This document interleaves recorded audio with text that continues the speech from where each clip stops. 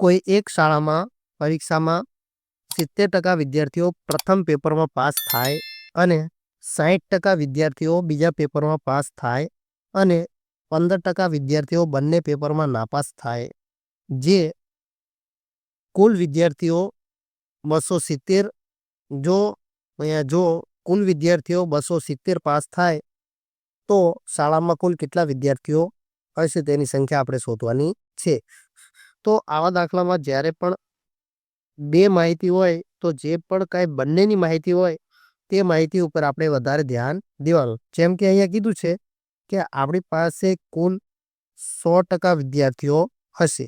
તો આપણને ખબર જ છે કુલ રકમ એટલે 100%. આપણે ટકામાં ગોતીએ તો 100% અને સંખ્યામાં ગોતીએ તો જે સંખ્યા છે તે જ 100% છે.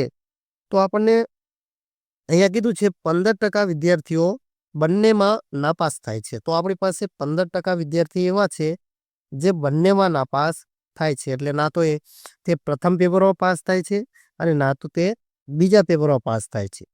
તો આપણે એ જોઈશું કે આ છે પેપર નંબર 1 અને આ છે પેપર નંબર 2. પેપર નંબર 1માં 70% પાસ થાય તો નાપાસની સંખ્યા છે 30% અને પેપર નંબર 2માં 60% પાસ થાય તો નાપાસની સંખ્યા છે 40%. તો આ બંનેમાં નાપાસ અને પાસની સંખ્યા છે. પણ આપણને કીધું છે કે બંનેમાં 15% નાપાસ થાય છે.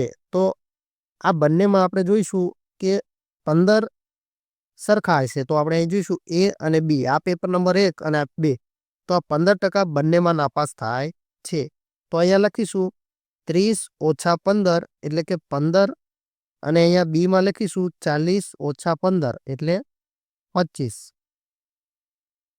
તો અહીંયા કુલ જોઈએ તો 15 ને 15 30, 40 50 અને 55% વિદ્યાર્થી નાપાસ થાય છે. તો અહીંયા કીધું છે શાળામાં કુલ વિદ્યાર્થીઓની સંખ્યા શોધો. જો 55% વિદ્યાર્થી નાપાસ થતા હોય તો આપણને ખબર છે કે 45% વિદ્યાર્થી પાસ થતા હશે.